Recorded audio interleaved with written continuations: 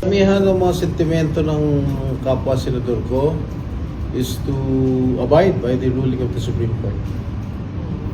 So kung ganun, no more impeachment trial. No more. Because ang sabi ng Supreme Court, sa desisyon ng Supreme Court, ang sabi ng Supreme Court, the Senate has no jurisdiction already. Dahil unconstitutional nga yung final ng House of Representatives. So, we do not have any jurisdiction anymore. And the Senate will not convene as an impeachment court because we do not have any jurisdiction anymore. Pero sir, open ka pa rin na pakinggan yung mga yung mga arguments ng ilang mga legal Of course. Of course. So pwede pa mag-change yung mind. Hindi na. Because I will abide by the decision of the Supreme Court. Kahit ba maganda yung kanilang dahilan. Ultimately, ang Supreme Court naman ang masusunod. Unless Hindi naman sila. Unless pag nag-file ang House ng MR at ma-reverse, that's the time we will abide by the ruling. Kung ni-reverse ng Supreme Court. Already decide on August 6. mabobotohan na. Yes. Whether to abide or not to abide. Sir, magbobota kayo as a Pagbobotohan doon, legislator. sir, kung o-obey pero hindi i-dismiss. Parang ano rin yun. If you abide by the ruling of the Supreme Court, technically, it's not amount to dismissal of the case.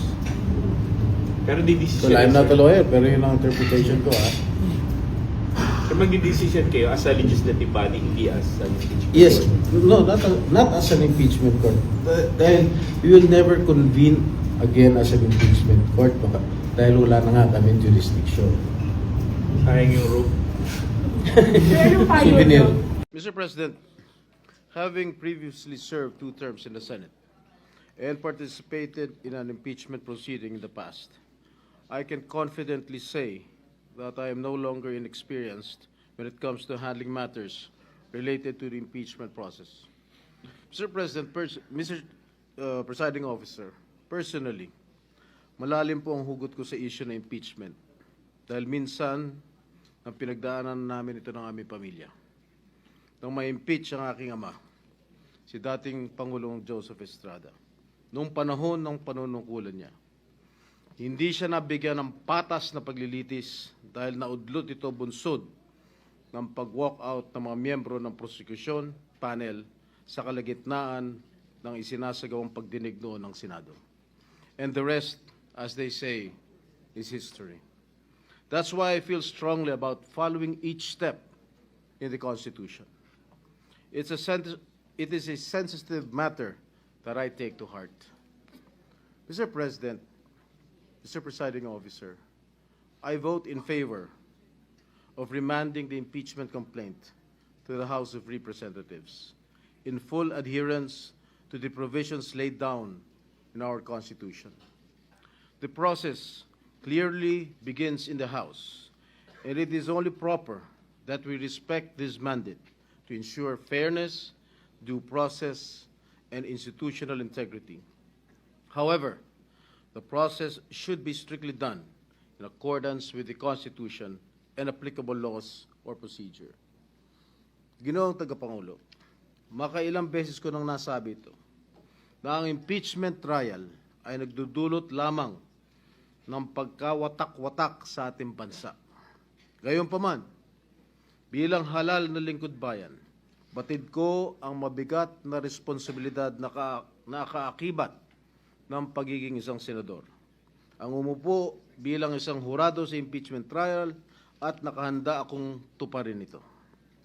Sa mandatong sinumpaan ko, tungkulin ko na siguruhin na marerespeto ang tamang proseso, mapanatili ang integridad ng ating institusyon, at higit sa lahat, tiyakin na impeachment proceedings ay magiging patas. However, I am well aware that impeachment is a political process, not a judicial one.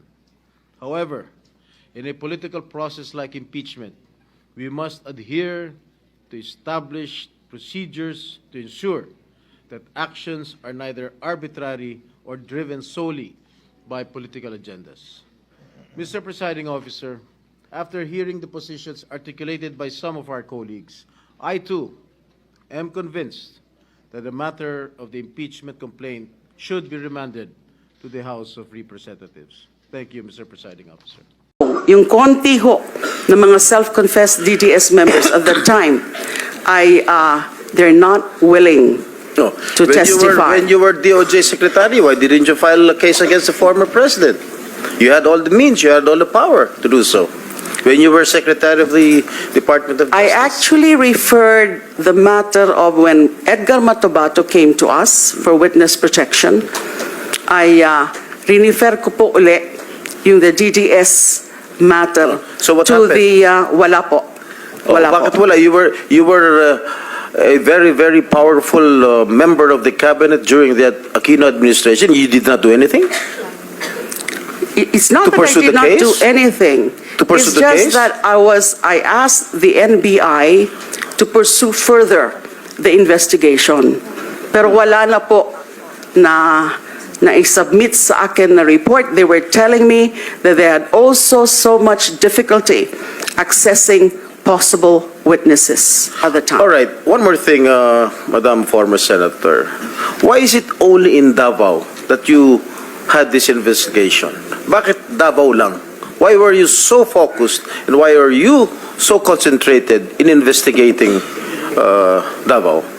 We were focused on investigating the so-called DDS phenomenon because we have read some reports about it, foremost of which was the report of the UN Special Rapporteur Philip Alston. And he did come out to that report citing certain findings of the UN Special Rapporteur Philip Alston. And meron din pong report, yung Human Rights Watch, they called it, "You Can Die Anytime," also referring to the DDS phenomenon. So we felt that at that time, because of these reports, and our CHR regional office did confirm that there were killings, but they could not tell us, or they refused to tell us that it was actually the doings of the DDS on orders of then Mayor Rodrigo Duterte. But the insiders, the ones I mentioned kanina, I think there were 3 of them, which we interviewed secretly or discreetly, they did say that there was such a thing as a group as a Davao Death Squad, and then formed by the former mayor, and then getting orders also from the former mayor, something that were validated later on by Edgar Matobato and Arturo Las Cañas. Okay, Mr. Chair, I would like to invite the attention of the former senator when she was still a sitting member of the Senate. With regard to the committee report of the Committee on Justice then, for the years, if I may read, for the years 2001 to 2009, under the Arroyo administration, 91,762 killings were reported, or an average of 10.196 killings per year, 850 killings per month, or 28 killings per day. On the other hand, for the years 2010 to 2016, under the Aquino administration, there were 85,878 recorded killings, with an average of 14,313 killings per year, 1,193 killings per month, or 40 killings per day. You were the Justice Secretary during the Aquino administration. Why did you not investigate these killings? All right. May I start by saying that on the matter of EJ case in general, especially with respect to the killings of activists, I did recommend, and it was adopted, there was this Administrative Order number 35, creating an interagency committee to look into the various drug killings. to the various activist killings targeting members of progressive groups, leftist organizations, and that was somewhat rampant during the time of former President Arroyo. Now, bakit wala pa po yung drug killings? Kasi nga po, pinapapursu ko pa sa NBI.